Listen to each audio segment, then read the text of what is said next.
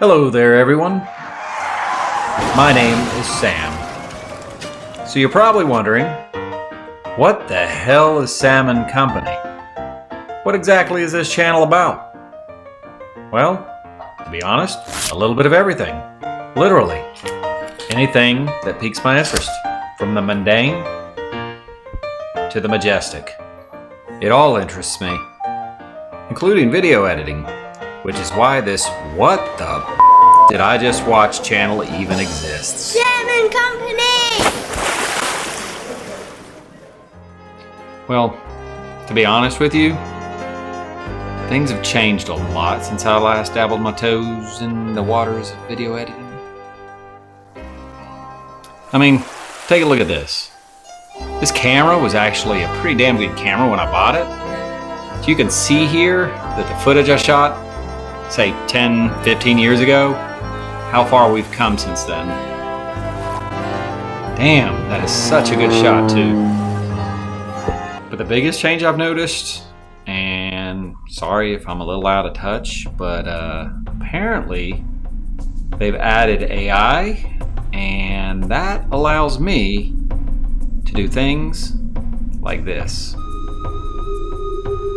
I mean, come on now, this doesn't even look like me. Actually, it kind of feels a little intrusive. Like I'm one step away from becoming someone's AI sex robot.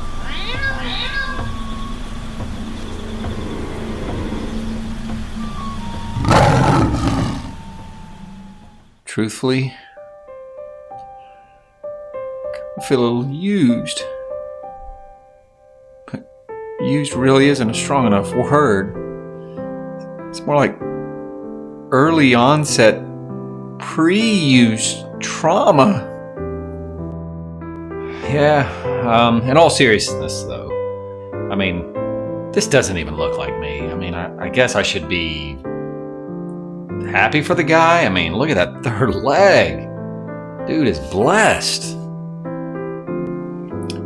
And this photo here, this is actually one of my favorite photos of myself. It captures me in the moment of just kind of drifting off in my happy place, so to speak.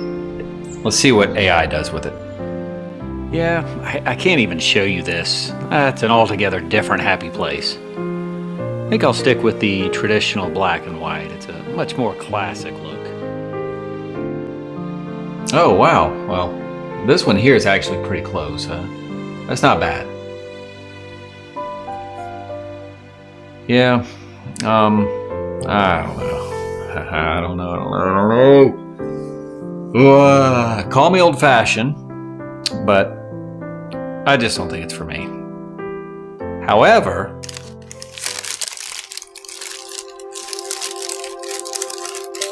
after a moment of reflection and deep ponderance as to the future impact of artificial intelligence, not only on himself, but also on those around him, our protagonist chooses not to focus on the negatives that are likely to be spawned from AI integration. Rather, he chooses to focus on the potential benefits artificial intelligence can provide. There are benefits and economic opportunity to be had. And so, he devises a master plan he is now ready to present to the public. And in a flash of light, our hero is enlightened and bathes in an epiphany. Taco Bell really is like the sloppy seconds of fast food. Hurry, hurry, hurry! Before the world ends from nuclear destruction! Or, even worse, you're adopted by the League of Extraordinary Catwomen! Don't you want a real man? He's a 4 or 5. Why settle for the real thing and the inevitable disappointment that comes with it? That's right, ladies. For a limited time, you can pre-order your very own I Am Sam AI sex robot. Now that's fire! And unlike the real thing, this one can be turned off.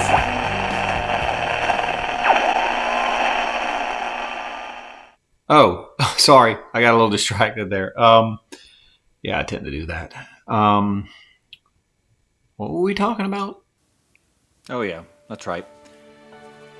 So what is Salmon Company? Well, along with exploring a little bit of everything, I'm looking to make you laugh.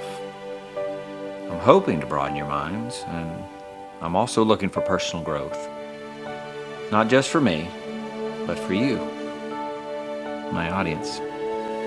You see, I've seen a lot in my 49 years, a lot of good, and a lot of bad. It's easy to focus on the cruelties and chaos in our lives.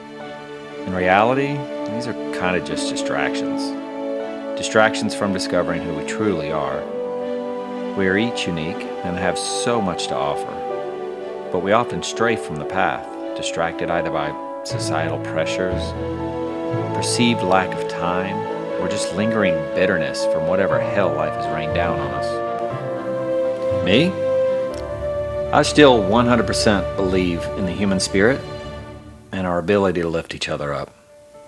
So if you're feeling the vibe I'm putting off, that is primo, that's great. In fact, I think I've got some Kool-Aid around here. So, oh, there it is. Got some Kool-Aid. We should make a toast.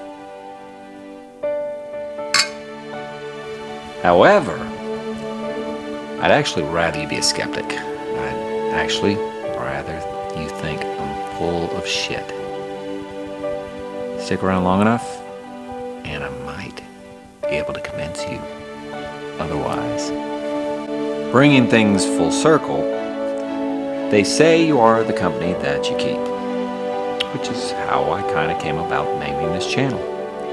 You see, I want you, the viewer, to become part of the company that I keep. So yeah, Salmon Company. Sam and Company. Salmon Company! Play on words, it seems a little quirky and awkward, but that's kind of the point. It is a channel I created after all. All of that aside, there is a topic I would actually like to discuss in this episode. Where did I put it again? Oh, there it is. Human behavior. Specifically, first impressions. Hello. More specifically, eye contact, or what I like to refer to as the gaze. There's actually a lot you can learn about somebody during that first encounter, when your eyes first meet, and you get a brief glimpse into their soul. Are they weathered? Or are they soft? Are they about to make you laugh hysterically? Or would they just prefer you fuck off? Are they kind? I'm referring to her, by the way. That dude right there, that dude can be an asshole sometimes. Are they easygoing? Do they have depth to their soul? Do they look away quickly? Or do they linger? Do they give you a second look? And a smile? Or worst case scenario, do they look right through you? I believe there is something to be learned from these interactions. It's, in most cases, literally the first impression we make of somebody, even before a conversation is sparked. I'm not saying it's in any way the tell-all for knowing who someone is, but if you're paying attention, you can seamlessly meet someone close to where they are at when the conversation does start, when first impressions are officially locked in. And if we're being honest, we all know how important first impressions are. I mean, technically, you're getting your first impression of me. Let me know how I'm doing below in the comments. You are an idiot. No, that's just my cover. If you're not following what I'm saying, fair enough. I mean, when I was debating this being my first topic, I pitched it to several people, and truthfully, I got mixed results. There were some that got it right off the bat.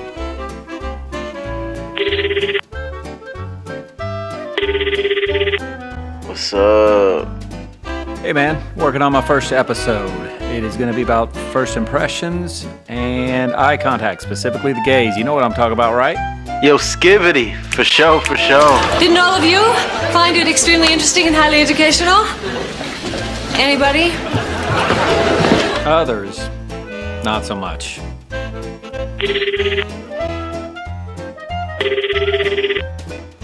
Yo. Hey, what's up, Lee? I'm working on my first episode. It's going to be about first impressions, eye contact, the gaze. Dad, what are you even talking about? Are you high? No. Yeah, he's still young. He'll figure it out. Let's try one more.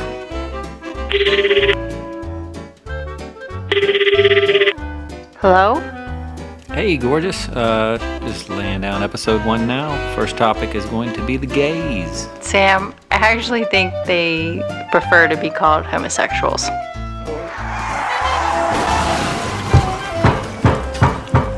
Oh, Sam, you've stirred up a hornet's nest there. Really? Well, I can always say I was misquoted.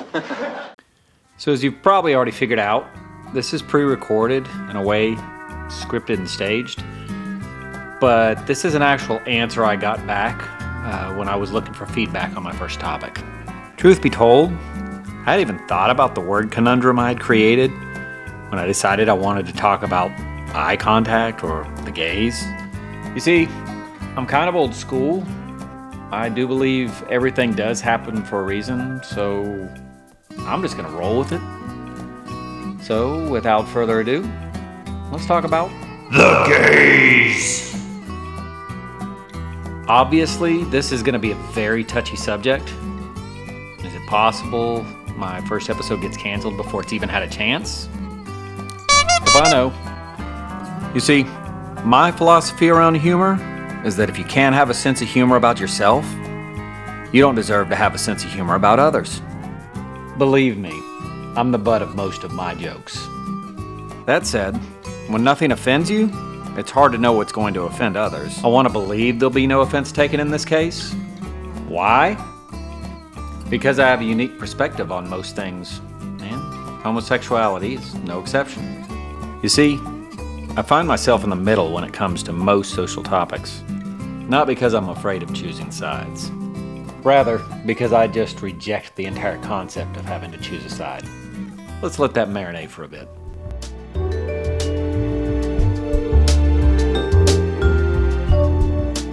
All right, long enough.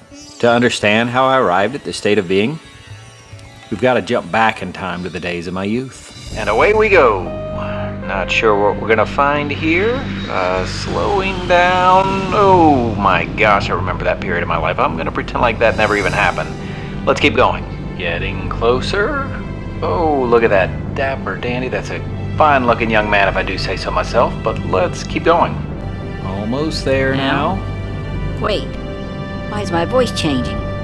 Slow down. Oh, we're almost there. There we are. That's where we want to be. Imagine, if you will, a bright-eyed 5-year-old boy sitting on a plush shag carpet, staring at a painting hanging from a wood-paneled wall. That painting was of a Native American chief, and it was captioned, "Never judge a man until you've walked a mile in his moccasins." Even in my still-developing mind, I knew this statement was powerful, and its impact on my life has been immeasurable. If you don't fully understand the meaning behind this message, you just might have an opportunity here to grow. You see, it's not just about understanding the words that Mary T. Lathrop was trying to express. It's about implementing them into your life.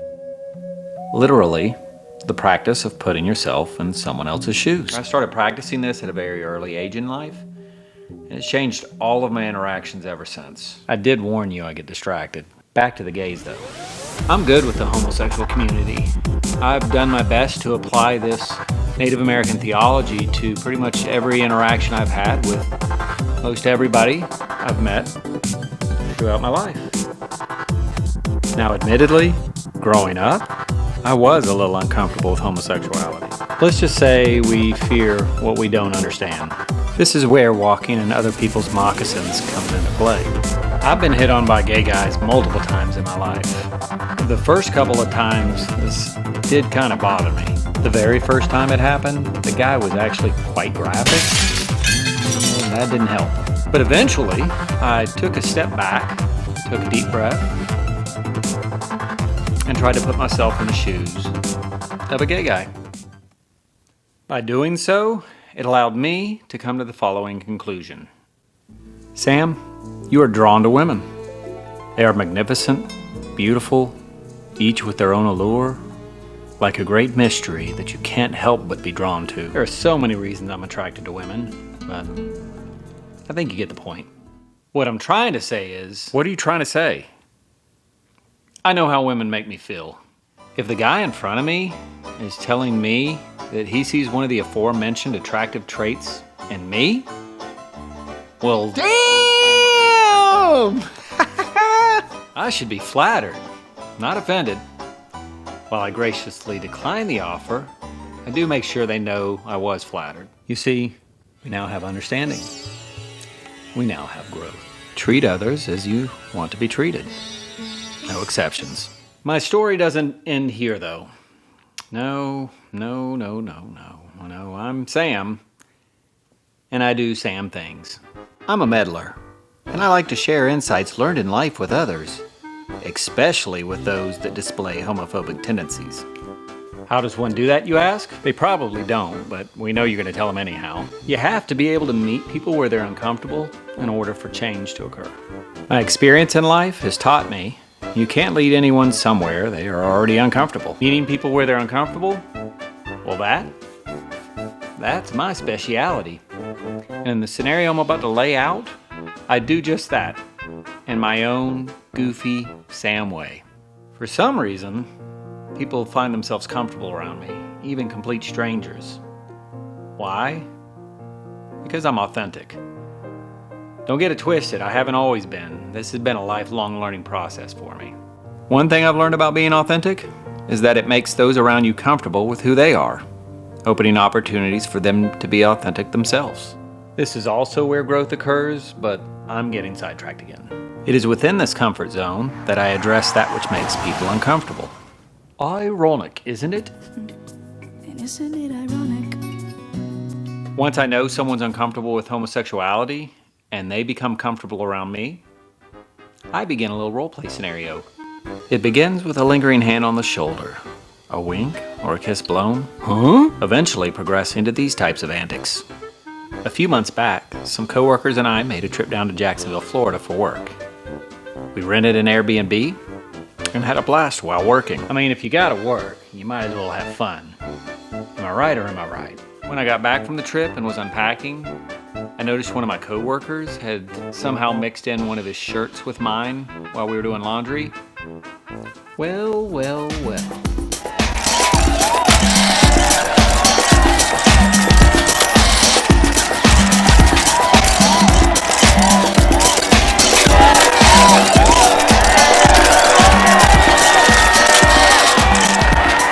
Yeah, enough of that already.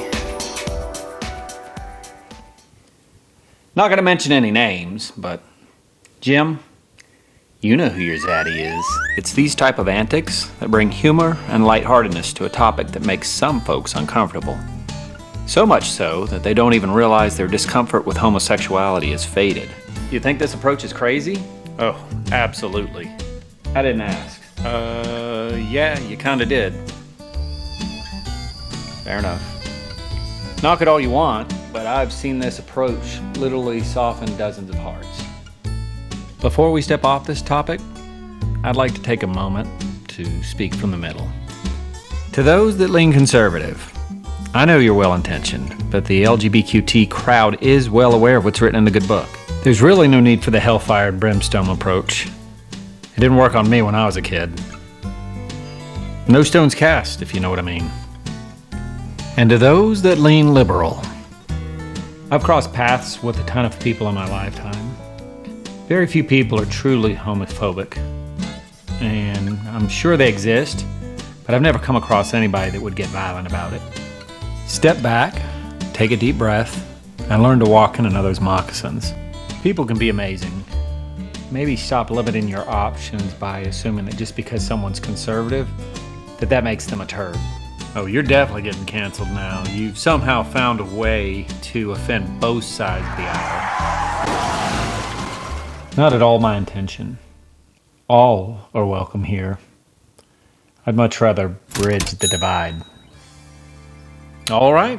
Well, we're nearing the very end of the very first episode of Salmon Company. If you haven't noticed, over the course of the episode, I have changed multiple times. Now, this isn't because I have a deep wardrobe, it's because this actually took a lot of time and energy. Below is a list of hurdles I had to overcome while making this. First and foremost, I work a full-time job, so there's that. I also experienced a lot of file corruption issues while making the video, and I had to rebuild it several times. My mother recently suffered a severe stroke, so forth and so on. You know, basically life. Sounds like you're making excuses to me. No, hurdles, not excuses. I actually have a reason for telling you all of this. This is actually an idea I've been floating around for the last few years. In the past, I've not followed through on a lot of projects, to be honest with you. I've found excuses. Distractions, lack of time, or just plain bitterness about the shit life was serving me. Those are excuses.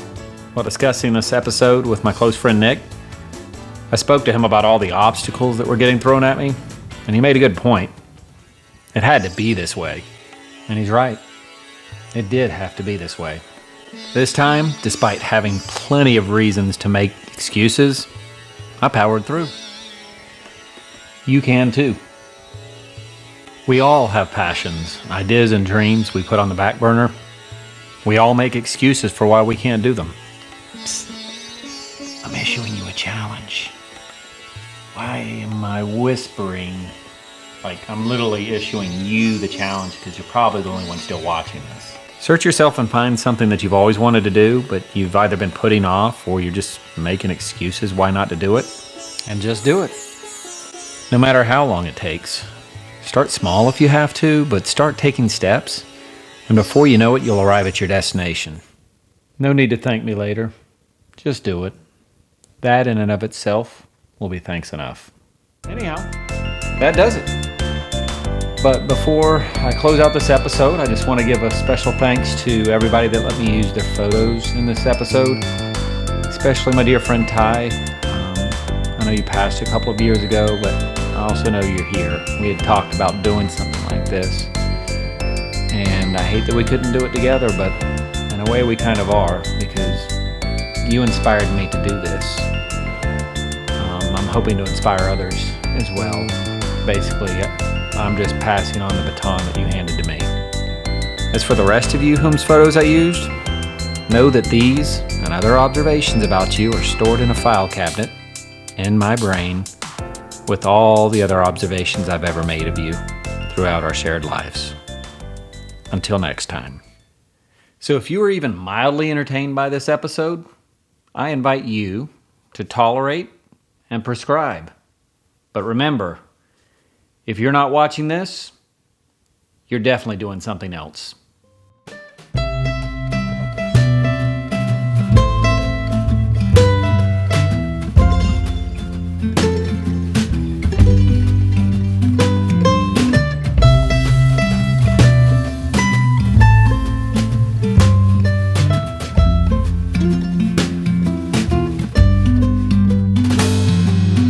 I believe that I saw God in a black-winged bird, and he didn't say a word, hovering over everyone under the sun, following the highway, going my way.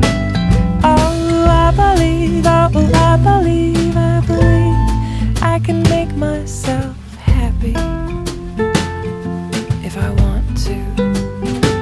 Oh, I believe, I can make myself happy if I want